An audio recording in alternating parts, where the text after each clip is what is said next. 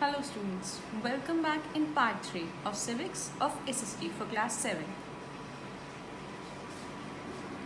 Today I'll be explaining you about the part of democracy. First I'll be covering off that is direct democracy. Direct democracy is a form of government in which people together make decisions for themselves. The system prevailed in ancient India. For example, Greece and Rome. The adult citizens assembled together and took decision on public matters. I hope you people now got an idea about direct democracy. Now we will be talking about indirect democracy. In indirect or representative democracy, citizens elect representatives to form laws on their behalf.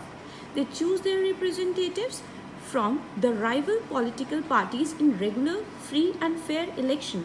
For an example, you might have seen this in India that all the parties are standing in the oppositions of each other, but you vote to the candidate which you feel he or she is the suitable one to take or carry forward our country. A winning candidate has to win majority votes to become a member of parliament. Canada, the United States of America, Britain and India are examples of this kind of democracy. Also in representative democracy, the focus may be on a strong president forming a presidential democracy. Now you will be thinking that why am I talking about presidential democracy? Or on a strong parliament forming a parliamentary democracy. The USA and France have presidential democracy, while UK, India and Spain have parliamentary democracy. Now, students, nowadays most democratic countries are referred to as republics, where the head of the state is the president or prime minister chosen through election. I know that you people can easily understand if I am talking about the president or prime minister chosen through the election, because you people are seeing such kind of pattern going in our country as well. Some prominent leading democratic countries like the United Kingdom and Spain are, however, constitutional monarchies. King or queen is the head of the state, while the constitution guarantees all basic rights. Now, moving ahead, democracy is still not present in some of the nations of the world. China and North Korea are the communist states. What is communism now? The question might arise in your mind. Let me explain you. That is a system that aims at a society without any breakup of class. Citizens cannot own private property. There is free access to articles of consumption which are owned by the state. Now you can understand the situation, what kind of situation they people are facing. Now I would like to tell you about the main elements of democracy. As you can see that rule of law, active participation of public, protection of the human rights, equality, separation of power. Let me start with rule of law. Everyone is equal and free in a democracy, but that does not mean one can do as one pleases or fight with the neighbors or drive a car rashly. Democratic country, as you all know, my dear students, have their own set of laws to maintain the law and order. The Constitution of India is the basic document which lays down all the laws. It is the longest handwritten constitution, let me tell you this one, of any independent nation of the world. The articles and schedules in the constitution establish the structure, procedures, power and duty. So the rule of law works in such pattern. Second one is active participation of public. People participation is very important.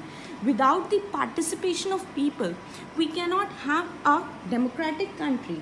We know that democracy means rule by the people. In a democratic country, all adults, irrespective of religion, sex, caste and creed, are entitled to vote. People are generally the best judge of their own interest. You people choose the best candidate. Now, moving ahead, protection of human rights. A right is a valid claim. The fundamental right is the Constitution of India guarantees basic human rights to all Indians. The sixth fundamental right. Now, I'll be telling you about the six fundamental rights. What are those rights? That is right to equality, right to freedom of speech and expression, right against exploitation, right to freedom of religion, cultural and educational right, the right to constitutional remedies. These were the 6 main rights. Moving ahead with equality. Right to equality disallowed discrimination based on any ground. This has helped to overcome many social evils like untouchability and caste system. To bring forth further equality in society, the Constitution makes special provision for the advancement of socially or educationally backward classes, scheduled caste and scheduled tribes by providing reservation of post for them. As we all know, we have a fixed quota for the job in the jobs as well as in the government colleges. So we can see that the reservation system still prevails in our country. Now, separation of power.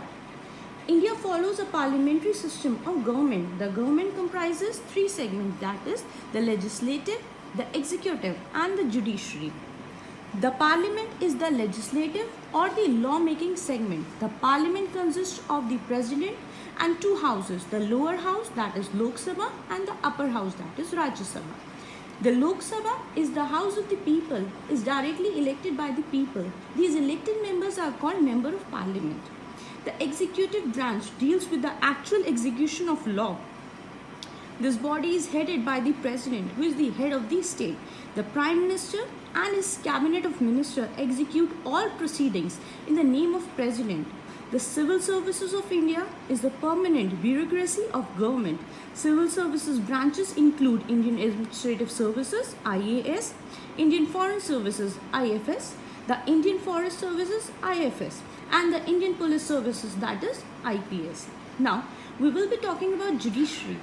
The judiciary segment takes care of the law formed by legislature. It has the Supreme Court and its apex and high courts at the state level and various civil and criminal courts at the direct level. The courts of justice are independent of the other 2 branches. Media, how can we forget the most important pillar? The media is called the 4th segment and it keeps an eye on the functioning of the government.